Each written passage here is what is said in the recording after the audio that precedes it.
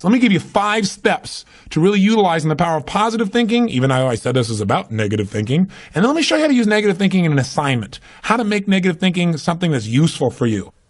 So step number 1, decide to develop the habit right now, the habit of focusing on what's right in your world instead of what's wrong. The habit of focusing on what you do have instead of what you don't have in a situation. And as basic as that is, and as well as you know it, you've got to make it a habit. Because those habits form the chain of your ultimate character, of who you become and how you end up living your life. We've got to condition ourselves, because if we don't, we'll go back to the automatic state that most people live in today's society. The way to develop the habit is to go on a mental diet. I did this several years ago. As positive as I was going through unbelievable pain at the time. I'd had some major disappointments, some frustrations. I felt like I'd given it all. But what turned me around is one day I picked up this book called The 7-Day Mental Diet. It was a little tiny little booklet. And all the booklet really did was, for about 12 of the 14 pages, it challenged me to really see if I could really truly, for 7 days, live my life without one negative thought. And it kept saying throughout the book, now don't just say, yeah, I can do it, and don't just say, I'm going to do it. Think for a while before you commit to this. Don't actually commit unless you're really going to do it for 7 straight days, no matter what. It doesn't mean you don't have a negative thought. It just means that if you have a negative thought, you don't speak it. You set it aside. You forget about it. Or you replace it. If you say something negative, you go erase. What I really mean is this. Or you say, that's not what I mean. Here's what I mean is this. And you immediately focus on something good. It's not that nothing negative ever comes out. It's that you immediately do not allow yourself to hold a negative feeling, a negative thought for 7 straight days, day and night, even when it gets tough, even when somebody disappoints you, even when you get frustrated, even when you give your all and it still turns up lousy.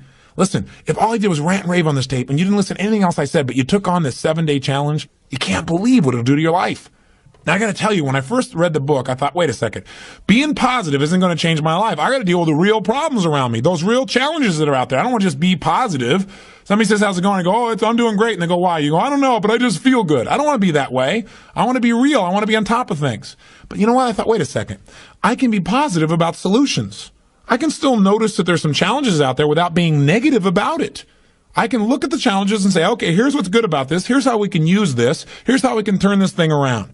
And continue to focus on that. So I took on the challenge for 7 days, changed my life. Now, by the way, one of the keys is you have to have 7 straight days of being absolutely positive. Not one negative thought, not one negative expression that you hold on to. Got to let go of it immediately. If you do not do this, if you're 3 days into it and you do well, and then you have a bunch of negativity, you got to start over. And you know what? After you go about 4, 5, 6 days in a row doing really well, something major negative is going to happen. How's that for some positive programming? But what it is a test to see how committed you really are. I'll tell you something. After 7 days, you feel like a different person. People around you respond to you like you're different as well. All you want to do is establish the habit of noticing what you do have instead of what you don't have. Noticing what's great about a situation versus what's not great. Focusing on solution instead of problems. That's what changes your life. Here's key number 2. Instead of judging yourself and others, decide, remember these are decisions, decide right now to become curious instead of judgmental. But remember, when you find fault in other people, when you start noticing constantly how they've wronged you, how this person is not good enough, or they're too egotistical, they're too proud, or they don't really care about people, as soon as you start judging other people, you just got to remember something. If you start judging other people, you're going to also start judging yourself intensely. If you're angry at other people, there's a very good chance you're angry at yourself as well. Maybe we need to perceive more and judge less. Maybe instead of finding fault with other people without really thinking about what they've gone through to be where they are this day, maybe we can get really curious about what's making this person be in the state they're in, or what's the motivation behind this person's anger. For example, a lot of times we think somebody's being negative or angry or we're frustrated with them, but we never bother to find out what's really going on. I know myself, I was at a party recently and I fell prey to this. There was a woman who came to the party. Everybody behind her back was talking about how unbelievably egotistical this woman is, how negative she was. But you know what? I sat next to her at dinner time and I got a chance to really find out who she was. I got curious about her. And I began to find out about all the pain she'd been through in her life. When I realized was this woman was just barely hanging on to her life. She just needed to know that people cared, but she was so afraid of being rejected that she put out this ego because she didn't want someone to reject her, so she figured she'd reject them first. And I got a chance to really know her, and she was a wonderful person. I'll tell you something else we've got to be careful of that ties in with this, of our being judgmental.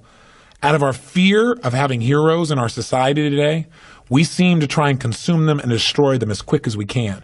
We try to find something that's wrong with our heroes because, boy, we don't want another Jim Jones. We don't want another Jim Baker. Remember, we got to judge less, perceive more. We got to get curious. Instead of living in a society where we're so afraid, We're so afraid to believe in anything or anyone that we believe in nothing at all, and we lose our power of positive thinking. We try to protect ourselves from things we maybe not even need to protect ourselves from. Or we live in a society where we try and destroy our heroes, where we take somebody like Barbara Walters, an incredible broadcaster, a woman of incredible integrity, who gets nailed by one person in a book, and it's in every newspaper across the land, how she probably stomped on people to get where she was. That's absurd. Or Martin Luther King, after he's passed on, somebody comes back and stomps all over his career and his reputation. Is that the society we want to live in? Any person who takes glee in watching another person's pain will experience plenty of pain themselves. Remember the quote, "He who was without sin, let him cast the first stone." The bottom line is, if you go looking for brown, you're going to find it anywhere you look for it, in others or yourself. Free yourself from the disease of making others wrong, and you'll free yourself from the disease of making yourself wrong. You have a lot more energy to create solution instead of problems. It's part of the power of positive thinking instead of falling for the destructive power of negative thinking. If you want to get curious, just ask yourself, what do I like about this person? Wonder what's going on with this person that would make them feel this way. How could I help this person? As you ask these kinds of questions, you may learn something about how human beings operate, about their motivations, maybe even some things about how to support yourself as you try to support others. Remember, get curious instead of judgmental. Here's key number 3. If you really want to develop the power of positive thinking as a habit, as a lifestyle, as a strategy for success, then decide right now to find something to appreciate from any seemingly negative person or situation. And develop the habit of giving compliments. See, if you really want to have some more positive feelings in your life, you got to keep focusing on what's right. You got to get curious. And most importantly, you got to find something to appreciate even in the tough times. Because in reality, as we've talked about so often before, the toughest times in your life sometimes provide you with the real resources to change your life. So what we've got to do is find something to appreciate. Not someday when things work out. We got to appreciate where we are right now. And this is something I talked to my daughter Jolie about today. Because she's in an experience today where I thought, well, gosh, she's not being very positive. And I'm going to talk about positive thinking. Because she came in to see me and she's feeling really sad. She's feeling really down, feeling really frustrated. And you know what her problem is? Her problem is she tried out and won the right to be amongst 3 girls who dance in the electric light parade at Disneyland. And that was about 3 or 4 months ago. She's been going there after school every day, driving from San Diego up to Anaheim, burning herself into the ground, getting up and going to school to be a straight-A student still and trying to visit with her family and her boyfriend. And she found herself maxing out. Now think about her problem. Her problem is that she gets to be at Disneyland and fulfill a childhood fantasy. Her problem is that she loves her family and wants to be with them as well. Her problem is she loves to be at school and really do that. Her problem is she has so much abundance that she has to figure out how to get it all in one day and she can't do it. And she's physically burning out. That's her problem. And you know what? She says, gosh, I want to be home. I want to be with you guys and all these things. I don't want to miss out on all this great time we have together. I want to be with you guys. I said, but honey, look what you're doing. She goes, yeah, I don't want to miss out on Disneyland either. I don't want to miss out on my career and what I'm doing and what's going on. What's the problem? The problem is she's finding out what's negative in both situations. She's focusing on what she doesn't have instead of what she does have. Now, I could be negative about that and say, gosh, be more positive. But you know what? In reality, I realized being negative in this situation may not be bad. What do I mean? I don't mean being negative. I mean being intelligent. I mean being critical in your thinking. Seeing what you don't have is sometimes useful too. This is what I promised you in terms of the power of negative thinking. Here's how negative thinking can be useful. I sat down with her and I said, honey, let's look at the advantages and disadvantages of both. Let's not just be positive. Let's look at it. The whole thing is positive. Let's know that no matter what you choose, you've won. You have what most people dream about. But for a moment, let's be a little bit critical. What do you love about Disneyland? What's great about it? What is it giving you? And let's ask the question that maybe we don't ask very times when we're just being purely positive. What isn't it giving you? What are you afraid about? What are you missing by being there? What's great about being at home more? What's great about those things? What's not great about that? Be honest. If you were there, what might happen that's not good? What might you miss out on? And you know what? By getting her to use both positive and negative thinking, or to be more accurate, positive thinking and some critical thinking, looking at what isn't there for the moment, what she is missing out on, and allowing that pain to motivate her, she was able to clarify what's most important in her life and what's the best way to do that. And she came up with a plan that totally empowered her. And after a couple hours of conversation and fun, she looks better than she has in about 6 months because she's finally resolved what's most important. And sometimes just being positive and keeping a stiff upper lip isn't enough. Sometimes you got to stop and say, I am positive. I'm going to approach this from a positive way. I'm going to stay in a positive state. But I'm going to ask some questions some people may think of as negative, which is, what isn't working? Because if you're not willing to look at what isn't working, you can get yourself in trouble. So when I say number 3 is develop the habit of noticing something you can appreciate out of the situation, even something that seems to be negative. What I mean by that is find out what's working, but also appreciate what isn't working. Appreciate it enough that maybe it creates enough pain for you to want to make a change. Hey, being purely positive all the time is not the ultimate solution. Being purely positive 98% of the time to me is the solution. Remember our steps. Number 1, you're going to focus on how it really is. And that's what we did today. Jolie and I sat down and said, let's see how it really is. And let's not just be positive. Let's stop for a second. How is it really? What's good? What isn't good? What's great? What isn't great in this context? Everything is great, but comparatively, what's great? What's not in both situations? Now, how do you really want it? And she decided how she wanted it. Now, what are we going to do to make that happen? And she began to take actions that have changed her life. Probably will affect the direction of her life, maybe even her career. And she feels joyous and excited because she went through the steps. That's the balance between positive and negative thinking. But one thing you got to remember, you're going to spend most of your time being positive. Once you see how it is, that's it. Decide what you want and make it happen. Don't keep going back and saying, oh yeah, but it's not working. See, balance doesn't mean you spend 50% of your time positive and 50% of the time negative. Remember, balance on a human scale is a little different. Negative experiences are dense, and it doesn't take a lot of those focuses of negative to weigh a lot in your life. Make sure your focus is primarily positive, but at times, at special times that you designate, you're going to say, hey, what isn't working?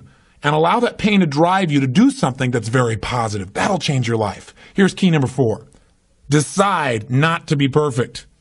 You say, what? I said, decide not to be perfect. One way to make sure you're negative is always trying to be perfect. Because you know what? You're always going to notice you're not. Because you're this thing called a human being. When I talk to my daughter, Jolie, this girl works so hard to be perfect. Everybody seems to love her. She's a straight A student. She wants to be the very best at school. She wants to be the very best at home. She wants to be the very best at Disney. She wants to be the best at everything. And I'm trying to be the best constantly. In the past, she always noticed what wasn't perfect, and that created pain. So you can't do that. You're going to screw up. You're going to be negative. Things are going to happen where you don't follow through on what you know. You're going to make poor decisions. You're going to say things you shouldn't say, do things you shouldn't do, mess up like you shouldn't mess up. But you know what? When that happens, instead of being negative and beating yourself up and saying, boy, here's another example of me sabotaging myself, decide what you do want. And say, you know, I'm not perfect, but I am good. And what makes me good and what makes me great and what can make me excellent is as soon as I notice I'm not on track, I correct it and I get better. Your goal each day is to get better, not to be perfect. And that's all anyone can ask of you. If every day you really try and contribute more, be more, and do more than you were slightly the day before, that's all anybody can ask. And if you know you're going to screw up and you don't make it a catastrophe, it's easier to bounce right back up. See, the only way you fail is if you quit. But if you learn something and you expand from it and you make some new decisions that enhance your life and the people you care about, then there is no failure. Don't try to be perfect because you'll never succeed. And here's the final one, key number 5. Decide to develop the habit of using the F word, faith. Make sure that you're in the position of utilizing the tool that really positive thinking is about. Positive thinking, I've said it over and over again, really is just the power to believe. And as you believe, so is it done unto you. As you believe, so it's created. You need to make certain that you create that certainty inside yourself. And you know what? You and I both know there are going to be times when it looks grim. And the only power you really have is that power to have faith. To step forth and say, I'm going to put myself on the line. I'm going to have the courage to overcome my fears and to take action, even though it may not work out. Even though I may put out my love and it may not be reciprocated, I'm still going to put myself on the line. Because if I don't, that's the only way I can fail. See, without faith, nothing exists. And remember one more thing. No matter how bad it seems, this too will pass. That you've made it this far. You've been through tough times. Times when you didn't think you could pull it off. And you've made it. If you've made it through all the challenges of your past and your life still works, you still seem to be somewhat happy, you're still standing, as they say, then gosh darn it, you're successful. And you can make it through this too. It's the thing that'll pull you through. Faith is still the power. It's your ultimate power.